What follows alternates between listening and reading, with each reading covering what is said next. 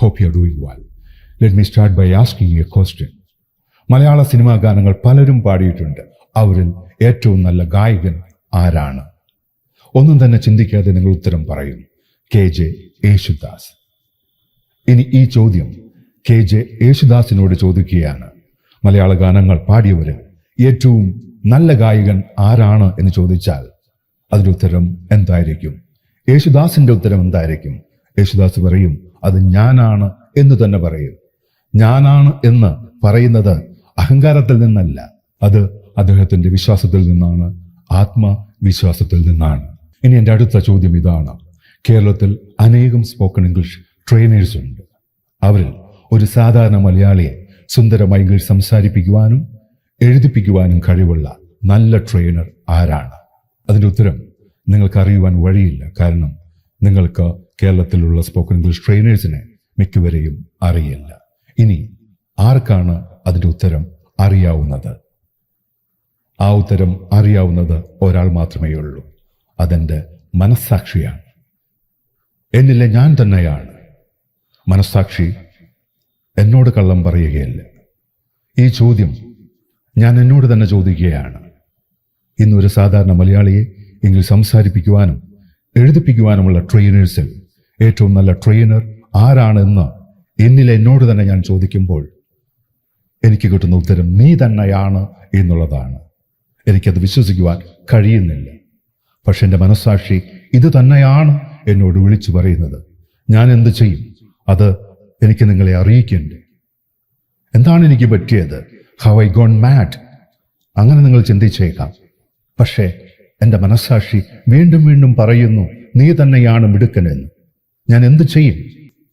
എനിക്കറിയാം, മറ്റുള്ളവരെ പരിഗണിക്കാതെ അവരൊന്നും ആരും അല്ല എന്ന് പറയുവാൻ പാടില്ല എന്ന് എനിക്കറിയാം. പക്ഷേ എൻ്റെ മനസ്സാക്ഷിനോട് വിളിച്ചു പറയുകയാണ്, നീ പറയുന്നത് ശരിയാണ്, നീ പറയുന്നത് സത്യമാണ്. സത്യത്തിൽ എനിക്ക് എന്താണ് സംഭവിച്ചത്? ഏതായാലും എന്നിലെ സത്യം നിങ്ങൾ അറിയണം. എൻ്റെ മനസ്സാക്ഷി ശരിയാണോ എന്നുള്ളത് നിങ്ങൾ അറിയണം. അറിഞ്ഞേ പറ്റൂ. അതിനായിട്ട് കുറച്ച് വീഡിയോകൾ നിങ്ങൾ കാണുക. ഇനി വരുന്ന കുറച്ച് വീഡിയോകൾ നിങ്ങൾ കാണുക. എന്നിട്ട് നിങ്ങൾ തീരുമാനിക്കുക, എന്നിലെ സത്യം മനസ്സിലാക്കുക. എൻ്റെ മനസ്സാക്ഷി ശരിയാണോ എന്ന് അറിയുക. ഇനി മറിച്ചാണ് എന്ന് തോന്നിയാൽ, ഈ വീഡിയോകൾ കണ്ടു തീരുമ്പോൾ ഞാൻ നിങ്ങളുടെ സമയം വെറുതെ കളഞ്ഞു എന്ന് തോന്നിയാൽ, വിശ്വാസവഞ്ചനയുടെ പേരിൽ നിങ്ങൾ എനിക്കെതിരെ നിയമ നടപടികൾ സ്വീകരിച്ച് എന്നെ തുറങ്കിലടയ്ക്കണം. ഇത് വെച്ച് പൊറുപ്പിക്കുവാൻ പാടുള്ള ഒരു കാര്യമല്ല. ഈ രീതിയിൽ ആരും പറയാറില്ല. ഇങ്ങനെ പറയുമ്പോൾ അതിൽ വിശ്വസിച്ച് നിങ്ങൾ വഞ്ചിക്കപ്പെട്ടാൽ ഞാൻ തടവറയിൽ കിടക്കേണ്ട ഒരാൾ തന്നെയാണ്. അതിനായി നിങ്ങൾ ചെയ്യേണ്ടത് ഇത്ര മാത്രം. അടുത്ത വീഡിയോകളിലൂടെ എൻ്റെ ഇംഗ്ലീഷ് ടീച്ചിങ് മെത്തഡോളജി ഞാൻ പരിചയപ്പെടുത്തുകയാണ്. ഇതിലും നല്ലൊരു ഇംഗ്ലീഷ് ടീച്ചിങ് മെത്തഡോളജി നിങ്ങളുടെ കൈവശമുണ്ടെങ്കിൽ, നിങ്ങൾക്കറിയാമെങ്കിൽ, അത് ഇതിലും നല്ലതാണെന്ന് എന്നെ ബോധ്യപ്പെടുത്തിക്കൊണ്ട് നിങ്ങൾക്ക് എനിക്കെതിരെ നിയമ നടപടികൾ സ്വീകരിക്കുവാനായിട്ട് സാധിക്കണം. ആ വീഡിയോകളിലേക്ക് കിടക്കുന്നതിന് മുൻപ് ഒരു കാര്യം കൂടി ഞാൻ പറയട്ടെ.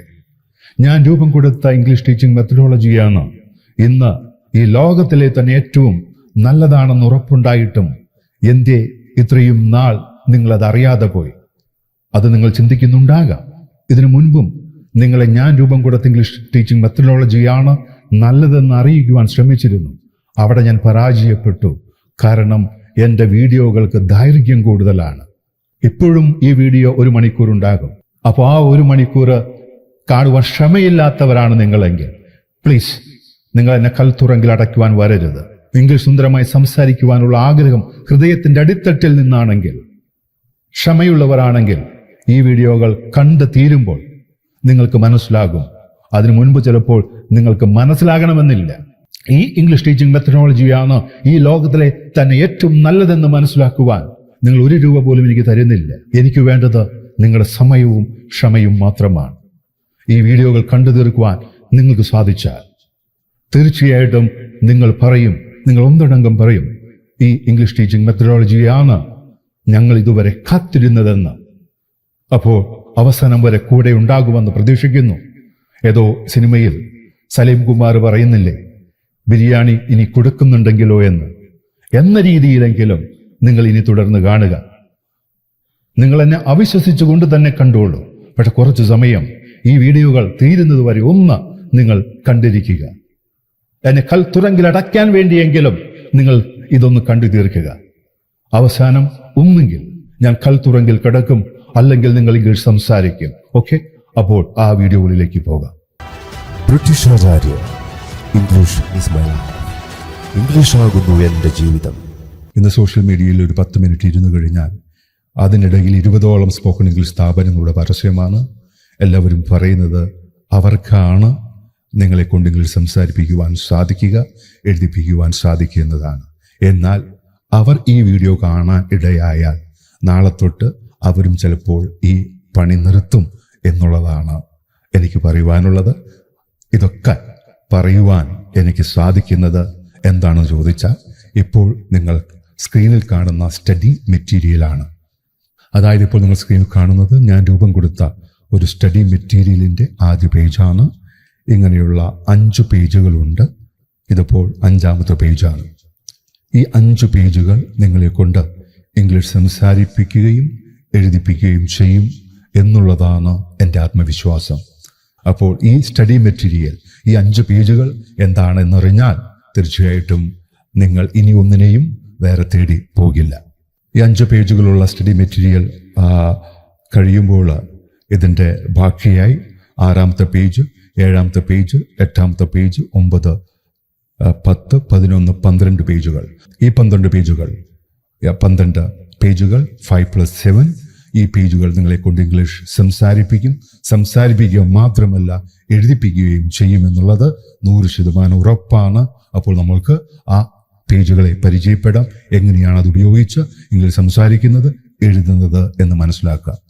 അതിനു മുൻപ് ഞാൻ കുറച്ച് വാചകങ്ങൾ നിങ്ങളെ ഇവിടെ കാണിക്കുകയാണ്. ഈ വാചകങ്ങൾ ഒന്ന് വായിക്കുക. ഈ വാചകങ്ങൾ നിങ്ങൾക്ക് പരിചയമുണ്ടോ? നിങ്ങൾ ഇതിനോടകം പല സ്ഥാപനങ്ങളിലും പഠിച്ചിട്ടുണ്ടാകണം. You might have been to many spoken English institutes, might have been trained by many spoken English trainers. അപ്പോൾ അവിടെയൊക്കെ ഇങ്ങനെയുള്ള വാചകം നിങ്ങളുടെ ശ്രദ്ധയിൽപ്പെട്ടിട്ടുണ്ടോ? ഇങ്ങനെയുള്ള ഘടനകളിലുള്ള വാചകങ്ങൾ നിങ്ങളെ പഠിപ്പിച്ചിട്ടുണ്ടോ എന്നുള്ളതൊക്കെ മനസ്സിലാക്കുമ്പോൾ എത്രത്തോളം ശുഷ്കമായിരുന്നു ആ പഠന രീതി എന്ന് നിങ്ങൾക്കുള്ളത് മനസ്സിലാകും. നോക്കുക, ഈ വാചകം ഒന്ന് വായിക്കുക. He may have had chicken pox, that's why he has scars on his face. വീണ്ടും വേറൊരു വാചകം, what would you have been if you hadn't been a cricket player? He may have had a stroke, that's why he can't move his hands now. He can't have told her that. If he had told her, she wouldn't have come with us today. ഇപ്പോൾ നിങ്ങൾ കണ്ടത് നമ്മുടെ സംഭാഷണത്തിൽ കടന്നു വരുന്ന 5 വ്യത്യസ്തങ്ങളായ വാചകങ്ങളാണ്, വ്യത്യസ്തമായ ഘടനകളിലുള്ള വാചകങ്ങളാണ്. എൻ്റെ ചോദ്യം, ഇങ്ങനെയുള്ള ഘടനകളിലുള്ള വാചകങ്ങൾ നിങ്ങൾക്കറിയുമോ? നിങ്ങൾക്ക് ഈ പറയുന്ന വാചകങ്ങൾ എന്താണെന്ന് മനസ്സിലായോ? എൻ്റെ ചോദ്യം ഇതാണ്. ഈ വീഡിയോ കാണുന്നതിന് മുൻപ് വേറെ ഏതെങ്കിലും സ്പോക്കൺ ഇംഗ്ലീഷ് സ്ഥാപനങ്ങളിൽ പഠിച്ചപ്പോൾ, രസകരമായ കോഡുകളിലൂടെ പഠിച്ചപ്പോൾ, ഹിപ്നോട്ടിക് ഇംഗ്ലീഷിലൂടെ പഠിച്ചപ്പോൾ ഇങ്ങനെയുള്ള വാചകങ്ങളൊക്കെ ആ കോഡുകളിലൂടെയോ അല്ലെങ്കിൽ ഹിപ്നോട്ടിക് ഇംഗ്ലീഷിലൂടെയോ ഒക്കെ കടന്നു വന്നിട്ടുണ്ടോ എന്ന് ചിന്തിക്കുക. ഇങ്ങനെയൊക്കെ പഠിപ്പിച്ചിട്ടുണ്ടോ എന്നൊന്ന് ഓർത്തു നോക്കുക. ഇപ്പോൾ എന്നെ ശ്രവിക്കുന്നവരിൽ ഒരു 95% പേർക്കും ഈ വാചകം എന്താണ് എന്ന് പോലും മനസ്സിലായിട്ടില്ല എന്നറിയാം. നിങ്ങൾ ഇതുമായിട്ട് നിങ്ങൾ പഠിച്ച സ്ഥാപനത്തിലേക്ക് ചെന്നാൽ അവരുടെ മറുപടി ഇതായിരിക്കും, ഇതൊന്നും നമുക്ക് സംഭാഷണത്തിൽ വരുന്ന ഘടനകളല്ല എന്നായിരിക്കും. അങ്ങനെയാണെങ്കിൽ നമുക്കിതിൻ്റെ മലയാളം ഒന്ന് നോക്കാം. ആ മലയാളം നിങ്ങളൊന്ന് മനസ്സിലാക്കുമ്പോൾ നിങ്ങൾക്കറിയാം ഇതെല്ലാം സംഭാഷണത്തിൽ ഉപയോഗിക്കുന്നവയാണോ എന്നുള്ളത്. അവരാണോ ശരി, ഞാനാണോ ശരി എന്നുള്ളത് മനസ്സിലാക്കാം. ഇപ്പോൾ ആദ്യം കണ്ട വാചകത്തിൻ്റെ മലയാളം ഇതാണ്. അവന് ചിക്കൻ പോക്സ് ഉണ്ടായിക്കാണും, അതുകൊണ്ടാണ് അവൻ്റെ മുഖത്ത് പാടുകളുള്ളത്. തീർച്ചയായിട്ടും ഈ ഒരു വാചകം നമുക്ക് സംഭാഷണത്തിൽ ഉപയോഗിക്കേണ്ടതാണ് എന്നുള്ളത് ഞാൻ പറയാതെ തന്നെ നിങ്ങൾക്കറിയാം. നിനക്ക് എന്നെ വിളിക്കാമായിരുന്നു, ഇനി നമ്മൾ എന്ത് ചെയ്യും അല്ലെങ്കിൽ എന്ത് ചെയ്യണം എന്നുള്ളതൊക്കെ ഒരു കോമൺ ആയിട്ടുള്ളൊരു വാചകമല്ലേ മലയാളത്തിൽ? അങ്ങനെയാണെങ്കിൽ അത് ഇംഗ്ലീഷിൽ നമുക്ക് പറയേണ്ടി വരില്ലേ? നീ ഒരു ക്രിക്കറ്റ് കളിക്കാരനായിരുന്നില്ലെങ്കിൽ നീ എന്തായേനെ? തീർച്ചയായിട്ടും ഇങ്ങനെ ഒരു കാര്യം നമ്മുടെ ജീവിതത്തിൽ പറയേണ്ടി വരില്ലേ എന്ന് ചിന്തിക്കുക. പറയേണ്ടി വരുമെങ്കിൽ നമ്മൾക്ക് അറിയണം, what would you have been if you hadn't been a cricket player. അപ്പോൾ ഈ ഘടന നിങ്ങൾ പഠിച്ചിട്ടില്ലെങ്കിൽ തീർച്ചയായിട്ടും താഴെ കാണുന്ന കാര്യം നിങ്ങൾക്ക് പറയുവാൻ സാധിക്കില്ല.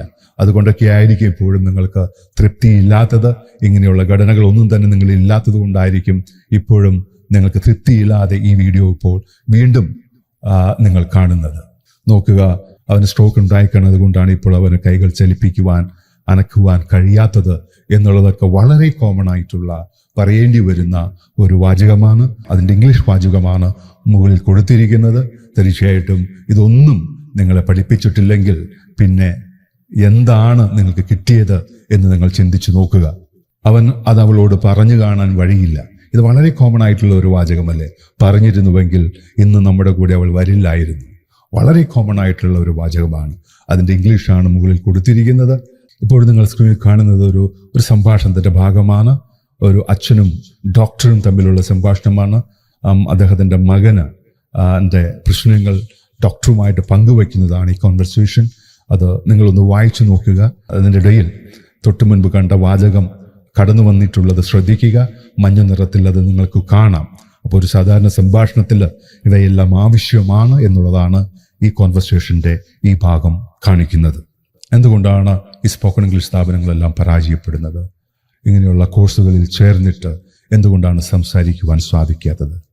ഏറ്റവും പ്രധാനമായ കാരണം തർജ്ജമ ചെയ്ത് പഠിപ്പിക്കലാണ്. മലയാളത്തിലൂടെ പഠിപ്പിക്കുന്നതാണ് ഏറ്റവും നാശം വിതയ്ക്കുന്ന ഒന്ന്. ഇംഗ്ലീഷ് സംസാരിക്കുവാൻ പഠിക്കുന്നതിൽ ഏറ്റവും നാശം വിതയ്ക്കുന്ന ഒന്ന് മലയാളത്തിലൂടെ ഇംഗ്ലീഷ് പഠിക്കുന്നതാണ്. ഇപ്പോൾ നിങ്ങൾക്ക് 10 മലയാളം വാചകങ്ങൾ കാണാം. അത് ഹോംവർക്കായിട്ട് സ്പോക്കൺ ഇംഗ്ലീഷ് ട്രെയിനർ നമ്മൾക്ക് തരുന്നു. നിങ്ങൾ അത് വീട്ടിൽ കൊണ്ടുപോയിട്ട് ഇംഗ്ലീഷിലേക്ക് ആക്കി മാറ്റുന്നു. അത് ഗുണത്തിലേറെ ദോഷമാണ് ചെയ്യുക എന്ന് ഞാൻ വീണ്ടും പറയുകയാണ്. അത്ര ഉറപ്പോട് കൂടെ പറയുകയാണ്. നിങ്ങൾ ഈ രീതി ഇനി ഒരിക്കലും നിങ്ങൾ തുടരരുത്. പ്ലീസ്, നിങ്ങൾ ഇത് വിശ്വസിക്കുക. എന്തുകൊണ്ടാണ് ഇത്ര ആത്മവിശ്വാസത്തോടെ നമ്മൾ പറയുന്നത്? എന്തുകൊണ്ടാണ് ഈ രീതി ഇനി തുടരരുത് എന്ന് ഇത്ര ആത്മവിശ്വാസത്തോടെ പറയുന്നത്? ഭാഷ എന്ന് പറയുന്നത് ശീലമാണ്, അറിവല്ല. ഭാഷ ശീലമാണ്, അറിവല്ല. എന്ന് പറഞ്ഞാൽ എന്താണ്? നമ്മൾ എത്രയോ ഇംഗ്ലീഷ് വാക്കുകൾ മലയാളം പറയുമ്പോൾ ഉപയോഗിക്കുന്നു. നിങ്ങൾ ശ്രദ്ധിച്ചിട്ടുണ്ടോ? എത്രയോ ഇംഗ്ലീഷ് വാക്കുകൾ മലയാളം പറയുമ്പോൾ കടന്നു വരുന്നു, മലയാളത്തിൽ കടന്നു വരുന്നു, മലയാളിയായ നമ്മുടെ മലയാളത്തിൽ, നമ്മുടെ മാതൃഭാഷയിൽ കടന്നു വരുന്നു. എന്തുകൊണ്ടാണ് മലയാളം പറയുമ്പോൾ ഇംഗ്ലീഷ് വാക്കുകൾ കടന്നു വരുന്നത്? അത് ശീലമായതുകൊണ്ടാണ്. ആ പറയുന്ന വാക്കുകളുടെ എല്ലാം മലയാളം ചോദിച്ചാൽ നമ്മൾക്കറിയാം. പക്ഷെ പറയുമ്പോൾ ഇംഗ്ലീഷ് വാക്കുകളാണ് കടന്നു വരുന്നത്. അപ്പോൾ ശീലമാകണമെങ്കിൽ മലയാളം കാണരുത്. പഠിക്കുമ്പോൾ മലയാളം ഉണ്ടാകരുത്. വിദ്യാലയം എന്നത് എന്താണ്? സ്കൂൾ. നമ്മൾ ചോദിക്കുന്നത് ഇന്ന് വിദ്യാലയമില്ലേ എന്നല്ല, ഇന്ന് വിദ്യാലയം ഉണ്ടോ എന്നല്ല, മറിച്ച് ഇന്ന് സ്കൂൾ ഉണ്ടോ എന്നാണ്. സ്കൂൾ എന്നതിന് വിദ്യാലയം എന്നാണെന്ന് നമ്മൾക്ക് എല്ലാവർക്കും അറിയാം. ഫാൻ എന്നത് പങ്കയാണ്, ക്ലോക്ക് എന്നത് ഘടികാരമാണ്. ഫാൻ ഓൺ ചെയ്യൂ, ഫാൻ ഓഫ് ചെയ്യൂ, ആ ഫാൻ ഇട്ടേ എന്നൊക്കെയാണ് നമ്മൾ മലയാളത്തിൽ പറയുന്നത്. അതാണ് ശീലം എന്ന് പറയുന്നത്. അപ്പോൾ ഏത് ഇംഗ്ലീഷ് ടീച്ചിങ് മെത്തഡോളജിക്കാണ് പഠിക്കുന്ന കാര്യങ്ങൾ ശീലമാക്കുവാൻ പറ്റുക? അതാണ് ഏറ്റവും നല്ല മാർഗം എന്ന് പറയുന്നത്. അതിനാണ് ഇംഗ്ലീഷിൽ ചിന്തിക്കുക എന്ന് പറയുന്നത്. ഇന്ന് വളരെയധികം ചർച്ച ചെയ്യപ്പെടുന്ന കാര്യമാണ് ഇംഗ്ലീഷിൽ ചിന്തിക്കുക. How to think in English. അത് നിങ്ങൾക്ക് അറിയണം. മലയാളത്തിൽ എഴുതി വെച്ച് ഒരിക്കലും നിങ്ങൾ തർജ്ജമയ്ക്ക് പോകരുത്. അത് നാശം വിതയ്ക്കും എന്നുള്ളത് ഉറപ്പാണ്. മലയാളത്തിലൂടെ പഠിച്ചാൽ നിങ്ങൾക്ക് അറിവ് സമ്പാദിക്കുവാൻ സാധിക്കും. ശീലമായാൽ മാത്രമേ നാവിൽ വരികയുള്ളൂ. ഇന്ന് നമ്മുടെ സ്കൂളുകളിൽ, പ്രധാനമായിട്ടും ഗവൺമെന്റ് സ്കൂളുകളിൽ ഇംഗ്ലീഷ് പഠിപ്പിക്കുന്ന എത്ര ടീച്ചേഴ്സ് ഇംഗ്ലീഷ് സംസാരിക്കുന്നവരുണ്ട്? 100-ൽ 85% ഇംഗ്ലീഷ് ടീച്ചേഴ്സും ആത്മവിശ്വാസത്തോടെ സംസാരിക്കുവാൻ കഴിയാത്തവരാണ്. പക്ഷെ അവർ പഠിപ്പിക്കുന്നു. ഇപ്പോൾ നിങ്ങൾ സ്ക്രീനിൽ കാണുന്ന ഈ 10 വാചകങ്ങളെ എഴുതി അവരുടെ കയ്യിൽ കൊടുത്താൽ ഒരു തെറ്റുമില്ലാതെ അവർ തർജ്ജമ ചെയ്തു തരും. പക്ഷെ അവർ സംസാരിക്കുന്നില്ല. ഇനി നിങ്ങൾ ഈ കാണുന്ന വാചകങ്ങൾ ഇംഗ്ലീഷിലേക്ക് തർജ്ജമ ചെയ്ത് ഈ ഇംഗ്ലീഷ് ടീച്ചേഴ്സിന്റെ കയ്യിൽ കൊടുത്താൽ എന്തെങ്കിലും തെറ്റുകൾ നിങ്ങൾ വരുത്തിയിട്ടുണ്ടെങ്കിൽ അവർ അത് തിരുത്തി തരും. അതിന് കഴിവുള്ളവർ പോലും ഇംഗ്ലീഷ് സംസാരിക്കുന്നില്ല. പിന്നെ നിങ്ങൾ ഇംഗ്ലീഷ് സംസാരിക്കുവാൻ വേണ്ടി ഇതേപോലെ തർജ്ജമ ചെയ്ത് പച്ച മലയാളത്തിലൂടെ പഠിച്ചിട്ട് എന്ത് കാര്യം? നിങ്ങൾ ചിന്തിക്കുക. എന്നെ നിങ്ങൾ വിശ്വസിക്കണമോ വേണ്ടയോ എന്നുള്ളത് ഈ വീഡിയോയുടെ അവസാനം നിങ്ങൾക്ക് മനസ്സിലാകും. British Acharya English is my life. English ആകുന്നു എൻ്റെ ജീവിതം. ഇനി നമ്മൾ കാര്യത്തിലേക്ക് കടക്കുകയാണ്. ആ 12 പേജുകൾ ഉപയോഗിച്ച് 5+7 ആ പേജുകൾ ഉപയോഗിച്ച് എങ്ങനെയാണെങ്കിൽ സുന്ദരമായി സംസാരിക്കുക, എഴുതുവാൻ സാധിക്കുക എന്നുള്ളതാണ് ഇനി നമ്മൾ കാണാൻ പോകുന്നത്. ഓക്കെ, അതിനു മുൻപ് നമ്മൾ മനസ്സിലാക്കേണ്ട ഒരു കാര്യം ഇതാണ്: നമ്മൾ എന്ത് സംസാരിച്ചാലും എന്തെഴുതിയാലും അതൊരു വാചക ഘടനയിലൂടെയാണ് എന്നുള്ളതാണ് നമ്മൾ മനസ്സിലാക്കേണ്ടത്. അപ്പോൾ ആ വാചക ഘടനകൾ അറിയുമെങ്കിൽ, ആ ഘടനകളിൽ ഇംഗ്ലീഷിൽ ചിന്തിച്ച വാചകങ്ങൾ ഉണ്ടാക്കി ആവർത്തിച്ച് ശീലമാക്കുവാൻ സാധിക്കണമെങ്കിൽ ആദ്യം അറിയേണ്ടത് എത്ര ഘടനകൾ നമ്മൾക്ക് വേണം എന്നുള്ളതാണ്. നമ്മൾക്ക് 43 ഘടനകൾ ഉണ്ടെങ്കിൽ, ഇതെന്റെ വാക്കാണ്, 43 ഘടനകൾ നിങ്ങൾക്ക് അറിയുമെങ്കിൽ നിങ്ങൾക്ക് സുന്ദരമായി ഇംഗ്ലീഷ് സംസാരിക്കുവാനും എഴുതുവാനും സാധിക്കും. പക്ഷെ ഈ ഘടനകളിൽ നിങ്ങൾ സംസാരിക്കുമ്പോൾ, ഈ ഘടനകളിൽ നിങ്ങൾ എഴുതുമ്പോൾ തർജ്ജമ ചെയ്യരുത്. ഈ 43 വാചക ഘടന പഠിക്കുമ്പോൾ മലയാളമില്ലാതെ എങ്ങനെ ഇത് പഠിക്കുവാൻ സാധിക്കും, എങ്ങനെ ആവർത്തിച്ച് ശീലമാക്കുവാൻ സാധിക്കും, അതിനുപകരിക്കുന്ന 12 പേജുകളാണ് തൊട്ടു മുൻപ് ഞാൻ വെറുതെ ഒന്ന് കാണിച്ചത്. ആ പേജുകൾക്ക് എത്ര ശക്തിയുണ്ട് എന്നുള്ളതാണ് ഇനി നമ്മൾ അറിയാൻ പോകുന്നത്. നോക്കാം നമുക്ക്. പക്ഷേ അതിനു മുൻപ് നമ്മൾക്ക് ഈ 43 ഘടനയും അറിഞ്ഞാൽ മാത്രമേ ആ പേജുകൾ നമ്മൾക്ക് ഉപയോഗിക്കുവാൻ സാധിക്കുകയുള്ളൂ. ഈ 43 ഘടനകൾ മലയാളമില്ലാതെ പഠിച്ച് അത് വ്യക്തമായ ധാരണ ഉണ്ടാക്കിയതിന് ശേഷം മാത്രമേ ആ പേജുകളിലേക്ക് നമ്മൾക്ക് പോകുവാൻ സാധിക്കുകയുള്ളൂ. അതുകൊണ്ട് ഞാനിവിടെ ഒരു ഘടന പഠിപ്പിക്കുകയാണ്. ഞാൻ എടുക്കുന്നത് കുറച്ച് ബുദ്ധിമുട്ടുള്ള ഒരു വാചകഘടനയാണ്. അതിനെ വളരെ ലളിതമായിട്ട് നമ്മൾ കാണുകയാണ്. ഇപ്പോൾ നമ്മൾക്ക് വേണ്ട 43 ഘടനകളിൽ 29ാമത്തെ ഘടനയാണ് ഞാൻ നിങ്ങളെ പഠിപ്പിക്കുന്നത്. അത് എങ്ങനെയാണെന്ന് മനസ്സിലാക്കുക, അത് നിങ്ങളുടെ രക്തത്തിൽ ലയിക്കുന്നുണ്ടോ എന്ന് മനസ്സിലാക്കുക. മലയാളമില്ലാതെ ആ ഘടനയിൽ വാചകങ്ങൾ സംസാരിക്കുവാനും എഴുതുവാനും സാധിക്കുന്നുണ്ടോ എന്ന് മനസ്സിലാക്കുക. അത് മനസ്സിലായാൽ 29ാമത്തെ ഘടന എന്താണെന്ന് മനസ്സിലാക്കി ആ ഘടനയിൽ യഥേഷ്ടം വാചകങ്ങൾ മലയാളത്തിൽ ചിന്തിക്കാതെ ഉണ്ടാക്കുവാൻ കഴിയുമെങ്കിൽ, പറയുവാൻ കഴിയുമെങ്കിൽ, അതുപോലെ തന്നെയായിരിക്കും ബാക്കിയുള്ള 42 ഘടനകളും പഠിക്കുക. തീർച്ചയായിട്ടും ആ 42 ഘടനകൾ കൂടി നിങ്ങൾക്ക് അറിഞ്ഞാൽ പിന്നെ നിങ്ങൾക്ക് ഒന്നിനെയും നോക്കണ്ട, നിങ്ങൾക്ക് സുന്ദരമായി ഇംഗ്ലീഷ് സംസാരിക്കുവാനും എഴുതുവാനും സാധിക്കും എന്നുള്ളതാണ്. അപ്പോൾ 29ാമത്തെ ഘടനയാണ് പഠിക്കുക. അതെങ്ങനെയാണ് പഠിക്കേണ്ടത് എന്നുള്ളതാണ് നമ്മൾ കാണുവാൻ പോകുന്നത്. 29ാമത്തെ ഘടന എന്താണെന്ന് നോക്കുമ്പോൾ ആദ്യം ഞാൻ 5 വാചകങ്ങൾ കാണിച്ചിരുന്നു. നമ്മുടെ നിത്യസംഭാഷണത്തിൽ വരുന്ന 5 വാചകങ്ങൾ. അതിലെ ആദ്യത്തെ വാചകം ഇതായിരുന്നു: he may have had chicken box. ഇതാണ് ആദ്യത്തെ വാചകം.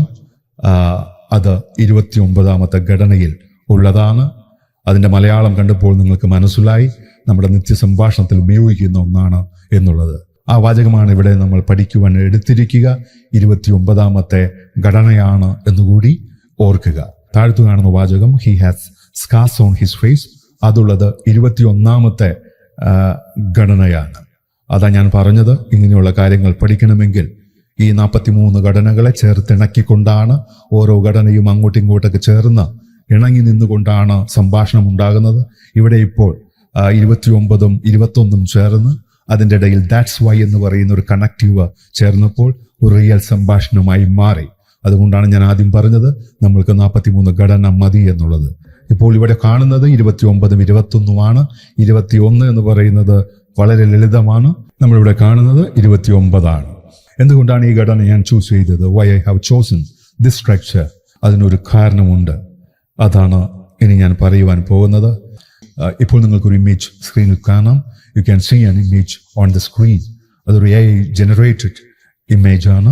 Okay, one of my online students, അദ്ദേഹം കൊല്ലത്തുള്ള, തിരുവനന്തപുരം അടുത്ത് കൊല്ലത്തുള്ള ഒരു സ്റ്റുഡൻ്റ് ആണ്. അദ്ദേഹം എൻ്റെ ഓൺലൈൻ സ്റ്റുഡൻ്റ് ആണ്. വൈകിട്ട് 8 മണിക്കുള്ള ക്ലാസ്സിലെ ഒരു സ്റ്റുഡൻ്റ് ആണ്. അദ്ദേഹം ചേർന്നപ്പോൾ അദ്ദേഹം എന്നോടൊരു കാര്യം പറഞ്ഞു: സാർ, എനിക്ക് വളരെ അത്യാവശ്യമാണ് ഫ്ലുവൻസി. അതുകൊണ്ട് സാറിൻ്റെ ഓൺലൈൻ ക്ലാസ് അറ്റൻഡ് ചെയ്യുന്നതോടൊപ്പം തന്നെ ഞാനൊരു ഓഫ്ലൈൻ ക്ലാസ്സിനും ചേർന്നിട്ടുണ്ട് എന്ന് പറഞ്ഞു. അപ്പോൾ ഞാൻ പറഞ്ഞു, വളരെ നല്ലത്, രണ്ടു കൂടി ആകുമ്പോൾ നമുക്ക് ഇതിൻ്റെ സമയം കുറച്ചെടുക്കുവാനായിട്ട് സാധിക്കും എന്ന് പറഞ്ഞു.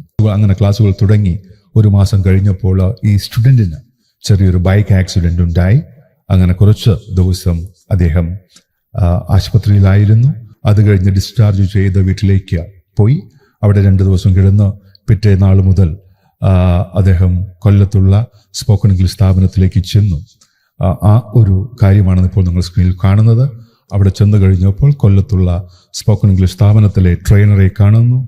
അപ്പോൾ എന്ത് പറ്റിയെന്ന് ചോദിക്കുന്നു. പ്ലാസ്റ്റർ ഇട്ടിരിക്കുന്ന കൈ കണ്ടപ്പോൾ സ്വാഭാവികമായും സാറ് ചോദിക്കും, ടീച്ചർ ചോദിക്കും, ട്രെയിനർ ചോദിക്കും എന്തു പറ്റി എന്നുള്ളത്. അവൻ മറുപടിയായിട്ട് പറഞ്ഞത് എങ്ങനെയാണ്, I have had an accident, so my arm is in plaster. ഇതാണ് അദ്ദേഹം മറുപടിയായിട്ട് പറഞ്ഞത്. ഓക്കെ, ഇത് കേട്ടപ്പോൾ അദ്ദേഹത്തിൻ്റെ മുഖഭാവം ശ്രദ്ധിക്കുക. എന്തോ അപരാധം ചെയ്തതുപോലെയാണ് ആ സ്പോക്കൺ ഇംഗ്ലീഷ് ട്രെയിനർ ആ സ്റ്റുഡൻറ്റിനെ നോക്കുന്നത്. എന്താണ് അങ്ങനെ നോക്കുവാനുള്ള കാരണം? ആ സ്റ്റുഡൻറ്റ് പറഞ്ഞ വാചകം ഒന്നുകൂടി പറയുവാൻ ട്രെയിനർ ആവശ്യപ്പെടുന്നു. അദ്ദേഹം വീണ്ടും പറയുന്നു, I have had an accident, so my arm is in plaster. അപ്പോൾ ആ ട്രെയിനർ പറഞ്ഞു കൊടുക്കുകയാണ്, ഇത് നിന്നെ ആരാണ് പഠിപ്പിച്ചത്, എവിടെ നിന്നാണ് ഇത് പഠിച്ചത് എന്ന് ചോദിക്കുകയാണ്. അവൻ തിരിച്ചു ചോദിച്ചു, എന്ത് പറ്റി സാർ, ഞാൻ പറഞ്ഞതിൽ എന്ത് തെറ്റാണുള്ളത്? അപ്പോൾ ട്രെയിനർ പറഞ്ഞു, നീ പറഞ്ഞ വാചകത്തിൽ ഹാവും ഹാഡും ഉണ്ട്. എങ്ങനെയാണ് ഒരു വാചകത്തിൽ ഹാവും ഹാഡും വരിക? ഐ ഹാവ് എ കാർ എന്ന് പറഞ്ഞാൽ അതിൻ്റെ അർത്ഥം എന്താണ്? ഐ ഹാഡ് എ കാർ എന്ന് പറഞ്ഞാൽ അതിൻ്റെ അർത്ഥം എന്താണ്? ഐ ഹാഡ് എ കാർ എന്ന് പറയുന്നത് എനിക്കൊരു കാർ ഉണ്ടായിരുന്നു എന്നല്ലേ? ഐ ഹാവ് എ കാർ എന്ന് പറയുന്നത് എനിക്കൊരു കാർ ഉണ്ട് എന്നാണ്. അപ്പോൾ ഉണ്ട്, ഉണ്ടായിരുന്നു എന്നുള്ളത് എങ്ങനെ ഒരു വാചകത്തിൽ ഒരുമിച്ച് വരും? ഒന്നുമല്ല, നീ എങ്ങനെ പറയുന്നു ഐ ഹാവ് എൻ ആക്സിഡന്റ് അല്ലെങ്കിൽ ഐ ഹാഡ് എൻ ആക്സിഡന്റ്? എങ്ങനെ I have had N accident എന്ന് പറയും? ഇത്ര മണ്ടനാണോ നീ? ഹാവും ഹാഡും ഒരുമിച്ച് ഉപയോഗിക്കുവാൻ നീ ഇത്ര മണ്ടനാണോ?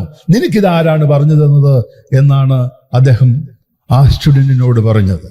ഇനി എന്റെ ചോദ്യം എന്നെ ശ്രവിക്കുന്ന നിങ്ങളോടാണ്, ഈ വാചകത്തിൽ തെറ്റുണ്ടോ? ഈ വാചകം മനോഹരമായ ഒരു വാചകമാണ്. ഹാവും ഹാഡും ഒരുമിച്ച് വരുന്ന ഒരു മനോഹരമായ വാചകമാണ്. ഈ ഹാവ് എന്താ, ഈ ഹാഡ് എന്താ, ഇതിലുപയോഗിച്ചിരിക്കുന്ന ഹാഡ് എന്താണെന്ന് പോലും അറിയാതെയാണ് അദ്ദേഹം ഇത് തെറ്റാണെന്ന് പറഞ്ഞത്. അദ്ദേഹം പറഞ്ഞു, ഐ ഹാഡ് ആൻ ആക്സിഡന്റ് എന്ന് വേണമെങ്കിൽ പറയാം, ഹാവും ഹാഡും ഒരുമിച്ച് പറയുവാൻ സാധിക്കില്ല എന്ന് അദ്ദേഹം പറയുമ്പോൾ ഇതിലുപയോഗിച്ചിരിക്കുന്ന ഹാഡ് എന്താണെന്ന് അദ്ദേഹത്തിന് അറിയില്ല. വീണ്ടും നമ്മൾ ആ പഴയ വാചകത്തിലേക്ക് പോകുന്നു. അതായത് 29ാമത്തെ ഘടന എന്താണെന്ന് നമ്മൾ പഠിക്കുവാനായിട്ട് പോകുന്നു. സാധാരണ രീതിയിൽ എന്താണ് ചെയ്യുക? സാധാരണ രീതിയിൽ ഈ വാചകത്തിന്റെ മലയാളം തരും, എന്നിട്ട് ട്രെയിനർ അതിന്റെ ഇംഗ്ലീഷ് പറഞ്ഞു തരും എന്നല്ലാതെ വേറെ ഒന്നും നടക്കാറില്ല. ചിന്തിച്ചു നോക്കൂ. ഇവിടെ നിങ്ങൾക്ക് സുപരിചിതമായ 2 വാക്കുകളുണ്ട്. ആരും പറഞ്ഞു തരാതെ മനസ്സിലാക്കുവാൻ കഴിവുള്ള 2 വാക്കുകൾ മഞ്ഞ നിറത്തിൽ കാണുന്നു. ഹി എന്നത് അവൻ, ചിക്കൻ പോക്സ് എന്നത് നിങ്ങൾക്കറിയാം, ഒരു അസുഖമാണ്. ഈ 2 വാക്കുകളും നിങ്ങൾക്കറിയാം. അതിൻ്റെ ഇടയിൽ മേയുണ്ട്, ഹാവ് ഉണ്ട്, ഹാഡ് ഉണ്ട്. എല്ലാവരും പറഞ്ഞു തരുന്നു he may have had chicken box എന്ന് പറഞ്ഞാൽ ഇന്നതാണ് എന്ന് പറഞ്ഞു തരുന്നു. എന്നാൽ മേ എന്തിനു വേണ്ടി അവിടെ വന്നിരിക്കുന്നു എന്ന് ചോദിച്ചാൽ ആ മേ എന്ത് ഡ്യൂട്ടിയാണ് ആ വാചകത്തിൽ ചെയ്യുക, ആ വാചകത്തിൽ എന്ത് അർത്ഥവ്യത്യാസമാണ് അതിന് കൊണ്ടുവരുവാൻ കഴിയുക എന്ന് ചോദിച്ചാൽ ആർക്കുത്തരം പറയുവാൻ കഴിയും? എന്തിനാണ് അവിടെ ഹാവ് ഉപയോഗിച്ചിരിക്കുന്നത്? ആ ഹാവിന്റെ ധർമ്മം എന്താണ്? ആ ഹാവ് ആ വാചകത്തിൽ നിൽക്കുന്നുണ്ടെങ്കിൽ അത് എന്തിനു വേണ്ടി എന്ന് എത്ര പേർക്ക് പറയുവാൻ സാധിക്കും? ഹാവ് എന്ന വാക്കിന്റെ കൂടെ പ്രസന്റിനെ സൂചിപ്പിക്കുന്ന ഹാവിന്റെ കൂടെ പാസ്റ്റിന്റെ കുടുംബത്തിൽ നിന്ന് ഹാഡ് എന്ന വാക്ക് എങ്ങനെ ചേർന്ന് നിൽക്കും എന്ന് എത്ര പേർക്ക് അറിയാം? അതെങ്ങനെ രണ്ടുപേരും സന്ധി ചെയ്യും എന്നുള്ളത് എങ്ങനെ അറിയാം? രണ്ടും ഒരുമിച്ച് നിൽക്കുവാൻ സാധിക്കും. നിൽക്കുന്നത് എന്തുകൊണ്ട് എന്ന് എത്ര പേർക്ക് അറിയാം? ആ ഹാഡ് ചെയ്യുന്ന ഡ്യൂട്ടി എന്താണ്? എന്തർത്ഥ വ്യത്യാസമാണ് ആ ഹാഡ് ആ വാചകത്തിന് കൊടുക്കുന്നത്? മേ കൊടുക്കുന്നത്, ഹാവ് കൊടുക്കുന്നത് എത്ര പേർക്ക് അറിയാം? ഈ മേ ഹാവ് ഹാഡ് എന്നത് നിങ്ങളുടെ രക്തത്തിൽ ലയിപ്പിക്കുവാൻ പോവുകയാണ്. കൂടെയായിരിക്കുക. അതെ, നമ്മൾ മനസ്സിലാക്കുവാൻ പോകുന്നു മേ എന്താണ്, മേ എന്തിനാണ് അവിടെ, ഹാവ് എന്തിനാണ് അവിടെ, ഹാഡ് എന്തിനാണ് അവിടെ. അതാണ് നമ്മൾ മനസ്സിലാക്കുവാൻ പോകുന്നത്. ഓക്കെ, ഇപ്പോൾ നിങ്ങൾക്ക് സുപരിചിതമായ ഒരു വാചകം കാണാം. 43 ഘടനകളിലെ 21ാമത്തെ ഘടനയിലാണ് ഈ വാചകമുള്ളത്. എനിക്ക് തോന്നുന്നു എന്നെ ശ്രവിക്കുന്നവരിൽ പലർക്കും ഈ വാചകത്തിന്റെ അർത്ഥം അറിയാം. ഞാൻ പറയാതെ തന്നെ അറിയാം. ഒരു 90% പേർക്കും ഇതിന്റെ അർത്ഥം അറിയാമെന്ന് ഞാൻ വിശ്വസിക്കുന്നു. ഇനി അറിഞ്ഞില്ലെങ്കിലും കുഴപ്പമില്ല, കൂടെയായിരിക്കുക. I have a car, I have a sister, I have 2 brothers എന്നൊക്കെയുള്ള വാചകങ്ങളുടെ അർത്ഥം സാധാരണക്കാർക്ക് എല്ലാവർക്കും അറിയാം. അപ്പോൾ അങ്ങനെയാണെങ്കിൽ ഈ വാചകത്തിന്റെ അർത്ഥം എന്താണ്? ആ ബോയുടെ ശരീരത്തിലേക്ക് നോക്കുക, കൈയിലേക്ക് നോക്കുക, മുഖത്തിലേക്ക് നോക്കുക, കഴുത്തിലേക്ക് നോക്കുക. എനിക്ക് എന്തുണ്ട്? I have chicken pox. ഒരു അസുഖബാധിതനായിരിക്കുന്ന ഒരു പടമായിട്ട് നിങ്ങൾക്ക് കാണാം. അദ്ദേഹത്തിന്റെ ചുവന്ന നിറത്തിലുള്ള പൊട്ടി ഒലിക്കുന്ന വ്രണങ്ങൾ പോലെയുള്ള ചിക്കൻ പോക്സ് ഉണ്ടാകുമ്പോൾ കാണുന്ന ബോയിൽസ് നിങ്ങൾക്ക് ഇപ്പോൾ അദ്ദേഹത്തിന്റെ ദേഹത്ത് കാണാം. ആ കാണുന്ന കാര്യം കൂടി പരിഗണിച്ച് ചേർത്ത വാചകത്തെ പറയുമ്പോൾ നമ്മുടെ ബ്രെയിനിന് അത് പെട്ടെന്ന് മനസ്സിലാക്കുവാൻ സാധിക്കുന്നു. ഐ ഹാവ് ചിക്കൻ പോക്സ് എന്നുള്ളത്. ഓക്കെ, ഇത് പഠിക്കുവാനല്ല നമ്മൾ പോകുന്നത്. നോക്കാം നമുക്ക്. ഇവിടെ ചിത്രം മാറി. There are two persons on this image. She might be his mother ആയിരിക്കും. എനിവേ, രണ്ടുപേരുണ്ട്. അമ്മ പറയുകയാണ് he has chicken pox. I have, he has. നിങ്ങൾക്കറിയാം, രണ്ടും ഒരേ അർത്ഥമാണ്. ഐ വന്നപ്പോൾ ഹാവ് വന്നു, ഹി വന്നപ്പോൾ ഹാസ് വന്നു. അറിഞ്ഞില്ലെങ്കിലും ഒരു കുഴപ്പവുമില്ല. ഏതൊക്കെ ആൾക്കാരുടെ കൂടെയാണ് ഹാസ് പോകുക, ഏതൊക്കെ ആൾക്കാരുടെ കൂടെയാണ് ഹാവ് പറയുക, രണ്ട് ഒരേ അർത്ഥമാണ്. എന്നാൽ കുറച്ചുപേരുടെ കൂടെ ഹാവും കുറച്ചുപേരുടെ കൂടെ ഹാസുമാണ് പോകുക. അതൊക്കെ നമ്മൾ കാണും. ഇവിടെ നിങ്ങൾക്ക് അർത്ഥം മനസ്സിലായി. He has chicken pox, I have chicken pox. Okay, ഇപ്പോൾ നമ്മൾ പഠിക്കുന്നത് 29ാമത്തെ ഘടനയാണ്. ആ ഘടന പഠിക്കുവാൻ എളുപ്പത്തിന് വേണ്ടിയിട്ടാണ് 23ാമത്തെ ഘടന സ്ക്രീനിൽ വന്നിരിക്കുന്നത്. 43 ഘടനകളിലെ 23ാമത്തെ ഘടനയാണ് സ്ക്രീനിൽ വന്നിരിക്കുന്നത്. അതും ഇതിന്റെ കൂടെ നമ്മൾ പഠിച്ചു പോകുകയാണ്. അപ്പോൾ എത്ര സിമ്പിളായിട്ട് നമ്മൾ 43 ഘടനകൾ പഠിക്കുന്നു എന്നോർക്കുക. ഇപ്പോൾ നിങ്ങൾ കാണുന്നത് 23ാമത്തെ ഘടനയാണ്. നമ്മൾ പഠിക്കുവാൻ പോകുന്നത് 29 ഇവിടെ അദ്ദേഹം I have had chicken pox എന്നാണ് പറഞ്ഞത്. എന്തുകൊണ്ടാണ് ഹാവ് അതിൻ്റെ അകത്ത് വന്നത്? എന്തുകൊണ്ടാണ് ഹാഡ് അതിൻ്റെ അകത്ത് വന്നത്? I have had chicken pox എന്ന നാവിൽ വരുവാനുള്ള കാരണം എന്താണ്? വേണമെങ്കിൽ അദ്ദേഹത്തിന് 24ാമത്തെ ഘടനയിൽ പറയാമായിരുന്നു ഐ ഹാഡ് ചിക്കൻ പോക്സ്.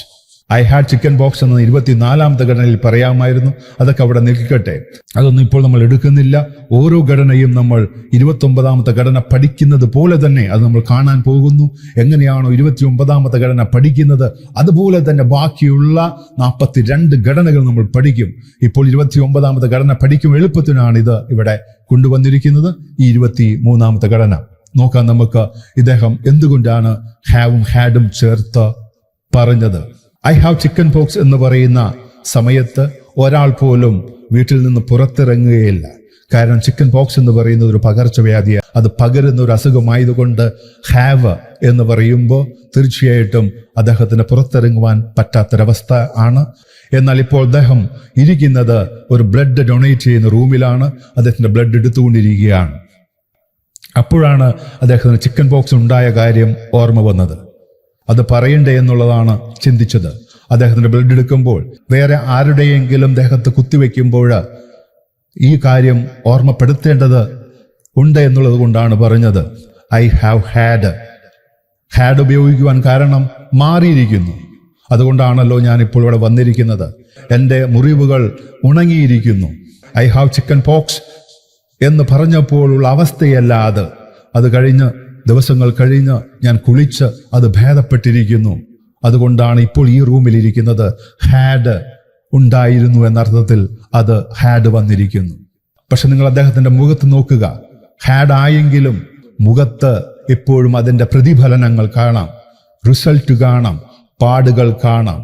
അതുകൊണ്ട് പ്രസന്റുമായിട്ട് അത് വിട്ടുപോയിട്ടില്ല. ആ പാടുകൾ സൂചിപ്പിക്കുന്നത്, ആ മുഖത്തുള്ള കറുത്ത പാടുകൾ സൂചിപ്പിക്കുന്നത് പ്രസന്റുമായിട്ട് അത് വിട്ടിട്ടില്ല എന്നുള്ളതാണ്. ഹാർഡായെങ്കിലും പ്രസന്റുമായിട്ട് ആ ഉണ്ടായതിന്റെ ബന്ധം ഇപ്പോഴും പാടുകളായിട്ട് മുഖത്ത് അവശേഷിക്കുന്നു എന്നുള്ളത് കൊണ്ടാണ് ഹാവ് ചേർത്തത്. നോക്കുക, I have had chicken pox. I have had chicken pox എന്ന് പറയുമ്പോൾ ആ നേഴ്സ് മനസ്സിലാക്കേണ്ടത് ഇത് കഴിഞ്ഞെങ്കിലും ഉണ്ടായതാണെങ്കിലും ഹാവ് ഉള്ള കാരണം, ഹാവ് ചേർത്ത് പറഞ്ഞ കാരണം അതിന്റെ അർത്ഥം എൻ്റെ ശരീരത്തിൽ ഇനി അതിൻ്റെ വല്ല വൈറസോ എന്തെങ്കിലും അവശിഷ്ടമോ ഉണ്ടോ എന്ന് ഞാൻ സംശയിക്കുന്നു. അതിന്റെ പേരിൽ ഹാവ് ചേർത്ത് പറഞ്ഞു, കഴിഞ്ഞതിന്റെ പേരിൽ ഹാഡ് പറഞ്ഞു. അപ്പോൾ നേഴ്സ് എന്ത് പറയും? ഇത് നേരെ കൊണ്ടുപോയി ഒരാൾക്ക് കൊടുക്കുകയില്ല, മറിച്ച് ഈ ബ്ലഡ് ഞങ്ങൾ ടെസ്റ്റ് ചെയ്തതിന് ശേഷം മാത്രമേ മറ്റൊരാൾക്ക് ഇത് കൊടുക്കുകയുള്ളൂ. അതുകൊണ്ട് ഒരു പ്രശ്നവുമില്ല എന്നുള്ളതായിരിക്കും നേഴ്സ് തിരിച്ചു പറയുക. ഇപ്പോൾ നിങ്ങൾക്ക് ലെൻസ് ഉപയോഗിച്ച് അദ്ദേഹത്തിന്റെ മുഖം കുറച്ചുകൂടി വലുതാക്കി കൊടുത്തിരിക്കുന്നു. നോക്കുക, ആ വൃത്തത്തിൽ നോക്കുക, ഈ വൃത്തത്തിൽ നോക്കുക. വൃത്തത്തിൽ ഒരു പാട് കാണാം. ഈ പാട് എന്തിനെ സൂചിപ്പിക്കുന്നു? നോക്കുക, ഈ വൃത്തത്തിന്റെ ഉള്ളിൽ നോക്കുക. ആ വൃത്തത്തിന്റെ ഉള്ളിൽ ഒരു പാട് കാണാം. ചിക്കൻ പോക്സ് ഉണ്ടായതിന്റെ പാട് കാണാം. പക്ഷെ അത് ചുവന്നതല്ല, പൊട്ടി ഒലിക്കുന്നില്ല, അത് ഉണങ്ങിയിരിക്കുന്നു. അതുകൊണ്ട് ഹാഡ് ചേർത്തിരിക്കുന്നു. കണ്ടോ? Illness is cured. അപ്പോൾ അതുകൊണ്ട് ഹാഡ് നിൽക്കുന്നു.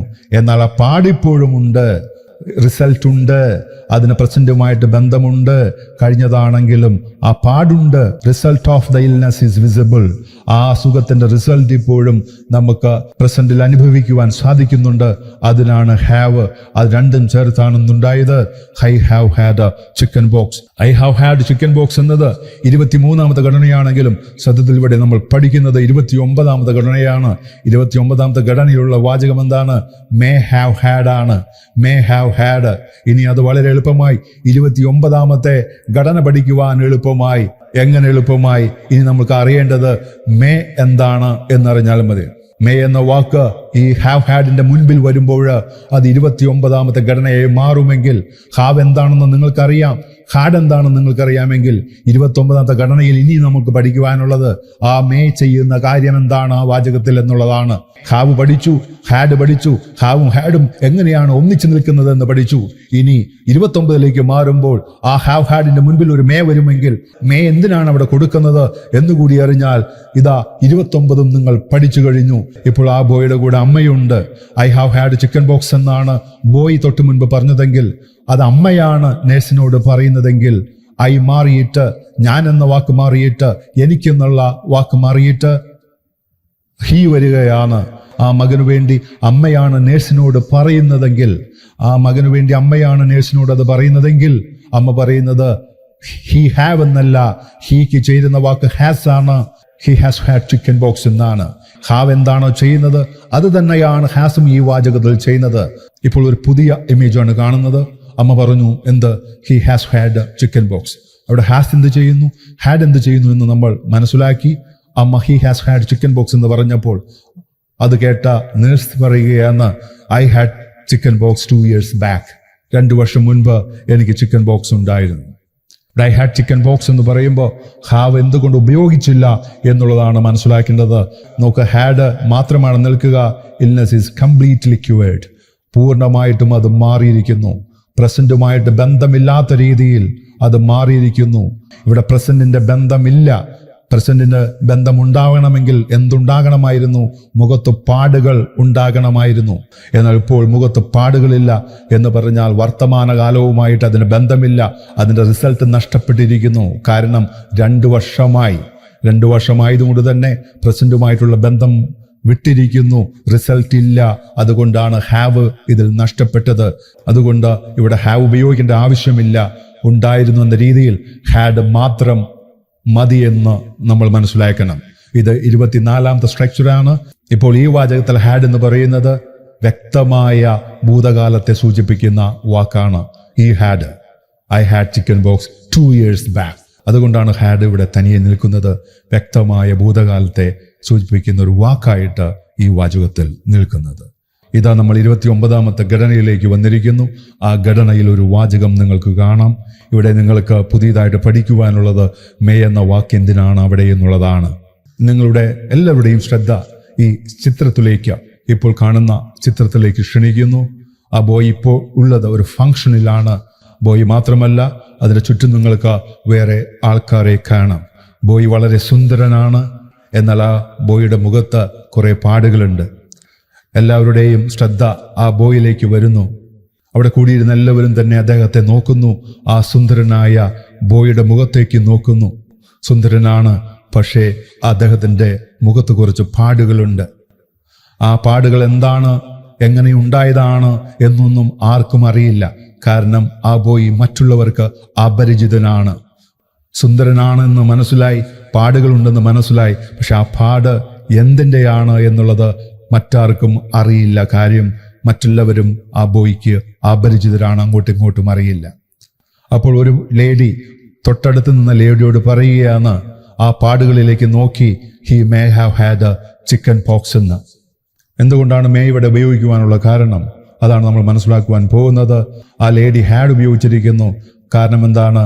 ആ ലേഡിയുടെ നാവിൻ തുമ്പിൽ ഹാഡ് എന്തുകൊണ്ട് വന്നു എന്ന് ചോദിച്ചാൽ, പാടുകൾ ഉണങ്ങിയിരിക്കുന്നു. ആ പാടുകൾ ഉണങ്ങിയ കാരണമാണ് ആ ബോയ് ഇവിടെ വന്നിരിക്കുന്നത് എന്ന ചിന്തയിൽ ഉണ്ടായതായി ചിന്തിച്ചുകൊണ്ട് ഹാഡ് ഉപയോഗിച്ചു. എന്നാൽ അപ്പോഴും ആ പാടുകൾ മുഖത്തുള്ള കാരണം ഹാവ് ഉപയോഗിച്ചു. ഇനി മേ എന്തിനാണ് എന്നുകൂടിയാണ് നമ്മൾക്ക് അറിയേണ്ടത്. തീർച്ചയായിട്ടും ഈ ലേഡിക്ക് ഈ ബോയ് അപരിചിതനാണ്. ഇത് ലക്ഷണങ്ങൾ പ്രകാരം ചിക്കൻ പോക്സ് ആണ്. എന്നാൽ ഈ ലേഡി ഈ ബോയ് അറിയാത്തത് കൊണ്ട്, അപരിചിതനായതുകൊണ്ട് അത് ഊഹിച്ചു പറയുവാനാണ് may have had chickenpox. ആ ഊഹം കാണിക്കുവാനാണ്, ഞാൻ ഊഹിച്ചാണ് പറയുന്നത് എന്നുള്ളത് കാണിക്കുവാനാണ് മേ ഉപയോഗിക്കുന്നത്. കാരണം ബോയെ പരിചയമില്ല. കണ്ട കാര്യത്തിൽ നിന്നും 100% പറയുന്ന കാര്യത്തിന് ഉറപ്പില്ലാത്തത് കൊണ്ടാണ് മേ ഉപയോഗിച്ച് പറഞ്ഞത്. ഇതിന്റെ മലയാളം വാചകം കേൾക്കുമ്പോൾ നിങ്ങൾക്ക് മേയുടെ അർത്ഥം ഒന്നുകൂടി മനസ്സിലാകും. ഇതിനെ നമ്മൾ ട്രാൻസ്ലേറ്റ് ചെയ്താൽ കിട്ടുന്ന വാചകം, മലയാളത്തിലേക്ക് ട്രാൻസ്ലേറ്റ് ചെയ്ത് കിട്ടുന്ന വാചകം എന്താണെന്ന് അറിഞ്ഞാൽ നിങ്ങൾക്ക് മേ എന്തിനാണ് എന്നുള്ളത് ഒന്നുകൂടി മനസ്സിലാകും. അവന് ചിക്കൻ പോക്സ് ഉണ്ടായിരുന്നിരിക്കാം എന്നുള്ളതൊക്കെ മലയാളത്തിൽ നമ്മൾ ഊഹിച്ചു പറയുവാനാണ് ഉപയോഗിക്കുന്നത്. അപ്പൊ തീർച്ചയായിട്ടും മേ എന്തിനാണെന്ന് കൂടി നിങ്ങൾക്ക് മനസ്സിലായി. ഹാഡ് അസുഖം കഴിഞ്ഞിരിക്കുന്നു, ഹാവ് റിസൾട്ടിനെ കാണിക്കുന്നു, അത് ഊഹിച്ചു പറയുവാൻ മേയും ചേർത്തിരിക്കുന്നു. ഓക്കെ, ഇപ്പോൾ നിങ്ങൾക്ക് മേ ഹാവ് ഹാഡ് എന്താണെന്ന് മനസ്സിലായി. ഇപ്പോൾ നിങ്ങൾക്ക് ആകെ പഠിക്കുവാനുള്ള 43 ഘടനകളിലെ 29ാമത്തെ ഘടന എന്താണെന്ന് മനസ്സിലാക്കി. അത് വെറുതെ ഒരു ഇംഗ്ലീഷ് എഴുതി മലയാളം എഴുതിയല്ല മനസ്സിലാക്കിയത്, മറിച്ച് ആ വാചകത്തെ കീറി മുറിച്ച് ഓരോ വാക്കുകളെയും നമ്മൾ പരിചയപ്പെട്ടാണ് പഠിച്ചത്. ഓക്കെ, ഇനി നമ്മൾ എന്ത് ചെയ്യണം? ഈ അറിവിനെ ശീലമാക്കി മാറ്റണം. ഇപ്പോൾ ഇത് ശീലമായിട്ടില്ല, ഇപ്പോൾ ഒരു അറിവ് കിട്ടി എന്ന് മാത്രം. ശീലമാക്കണമെങ്കിൽ മലയാളമില്ലാതെ ഇത് ആവർത്തിക്കപ്പെടണം. ഇങ്ങനെയുള്ള പല പല സാഹചര്യങ്ങളിലുള്ള വ്യത്യസ്തങ്ങളായിട്ടുള്ള ഈ ഘടനയിലുള്ള വാചകങ്ങൾ നമ്മൾ പഠിക്കണം, നമ്മൾ എഴുതണം, നമ്മൾ ചിന്തിക്കണം, നമ്മൾ പറയണം. അവിടെ മലയാളം പാടില്ല. അതിനാണ് ആ 12 പേജുകൾ നമ്മളെ സഹായിക്കുക. ഇപ്പോൾ ഈ പഠിച്ച കാര്യത്തെ എങ്ങനെ മലയാളമില്ലാതെ ആവർത്തിക്കാം, അതിനുവേണ്ടിയാണ് ആ 12 പേജുകൾ നമുക്കുള്ളത്. 29ാമത്തെ ഘടനയെ നിങ്ങൾ ഇനി ശീലമാക്കുവാൻ ശ്രമിക്കുമ്പോൾ എത്ര വാചകങ്ങൾ ഉണ്ടാക്കിയാലും 29ലാണെങ്കിൽ അതിൽ മെയ് ഉണ്ടാകും, ഹാവ് ഉണ്ടാകും, ഹാഡ് ഉണ്ടാകും. ആദ്യത്തെ വാക്കും അവസാനത്തെ വാക്കും നിങ്ങൾക്ക് അറിയുമെങ്കിൽ, മെയും ഹാവും ഹാഡും അറിയാവുന്നത് കൊണ്ട് പെട്ടെന്ന് അതിൻ്റെ അർത്ഥം നിങ്ങളിൽ ചിന്തിക്കാതെ തന്നെ വരും, മലയാളമില്ലാതെ തന്നെ വരും എന്നുള്ളതാണ് ഇതിൻ്റെ ശക്തി എന്ന് മനസ്സിലാക്കുക.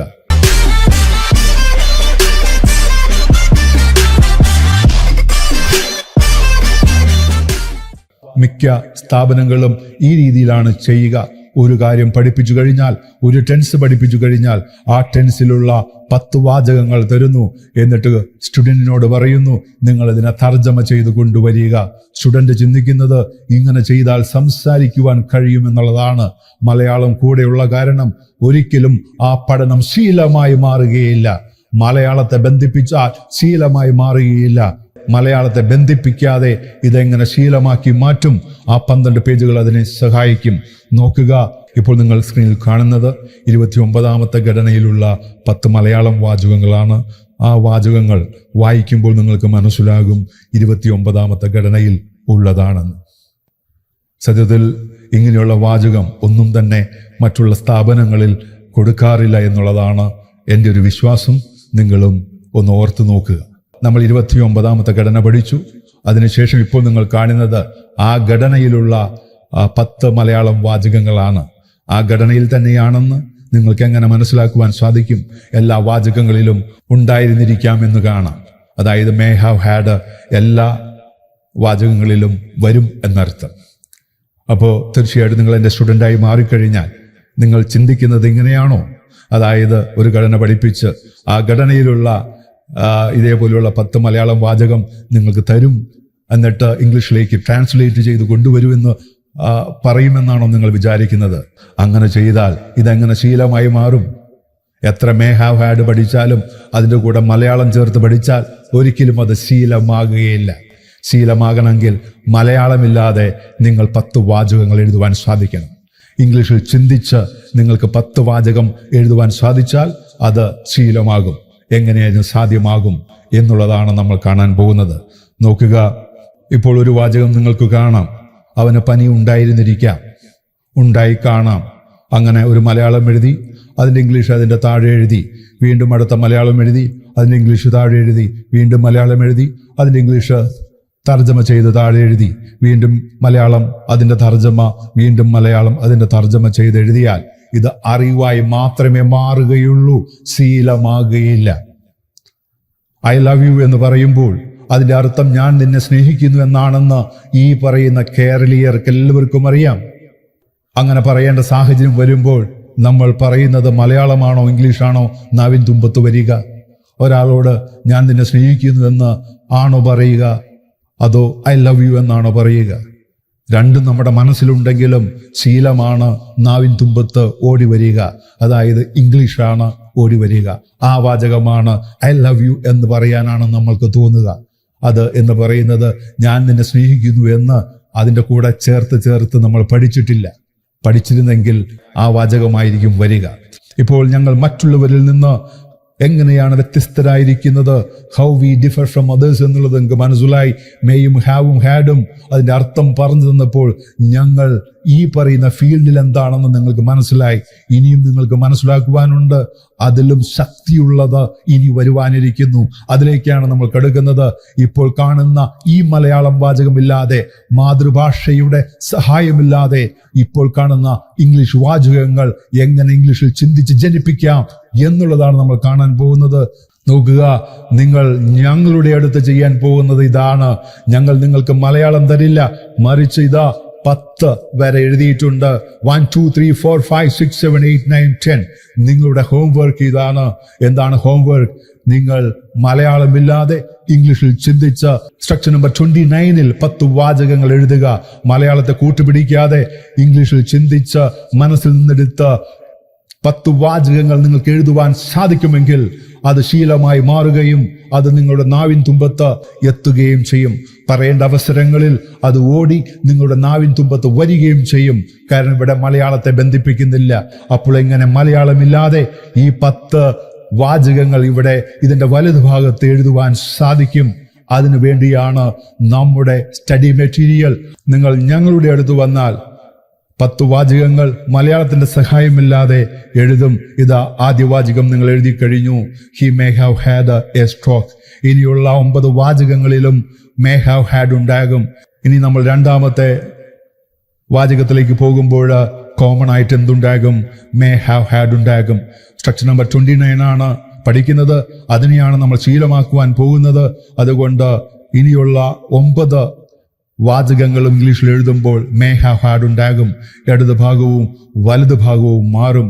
അത് എങ്ങനെയാണ് മാറ്റുക, എങ്ങനെയാണ് ചിന്തിക്കുക, അതിനാണ് ആ പേജുകൾ. ഇപ്പോൾ നിങ്ങൾ ഈ സ്ക്രീനിൽ കാണുന്ന വാചകത്തിന്റെ അർത്ഥം ഞാൻ പറയാതെ തന്നെ അറിയാം. ഒരു ജീവിത സാഹചര്യം നിങ്ങൾ ചിന്തിക്കുക. സ്ട്രോക്ക് എന്ന വാക്കിന്റെ അർത്ഥവും ഹി എന്ന വാക്കിന്റെ അർത്ഥവും അറിയാമെങ്കിൽ നിങ്ങൾക്ക് ഇതിന്റെ അർത്ഥം അറിയുവാൻ സാധിക്കും. ഇത് നമ്മൾ ജീവിതത്തിൽ സ്ഥിരം ഉപയോഗിക്കുവാൻ സാധ്യതയുള്ള ഒരു വാക്കാണ്. ഉപയോഗിച്ചിട്ടുള്ളവരുണ്ടാകാം, മലയാളത്തിലാണെങ്കിൽ കൂടി. നോക്കുക, ഒരു വീട്ടിൽ ഒരാൾ ആക്റ്റീവായിട്ടിരിക്കുന്നു. പെട്ടെന്ന് അദ്ദേഹത്തിന്റെ മുഖത്തിന്റെ ആകൃതി മാറുന്നു, സംസാരത്തിൽ വ്യത്യാസം വരുന്നു, കൈ ചലിക്കുവാനായിട്ട് സാധിക്കുന്നില്ല. തൊട്ടടുത്ത നേഴ്സിനെ വിളിക്കുന്നു. അയൽപക്കത്തുള്ള നേഴ്സ് ഓടി വരുന്നു, പരിശോധിക്കുന്നു, നോക്കുന്നു, മുഖം കാണുന്നു, അല്ലെ, സംസാരം ശ്രദ്ധിക്കുന്നു, കൈ ഒന്ന് ചലിപ്പിക്കുവാൻ ശ്രമിക്കുന്നു, ചലിക്കുന്നില്ല. അപ്പോൾ നേഴ്സ് പറയുകയാണ്, he may have had a stroke.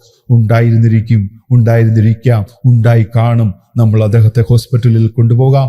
വേഗം അതിനുള്ള കാര്യങ്ങൾ ചെയ്യുവാനായിരിക്കും നേഴ്സ് പറയുക.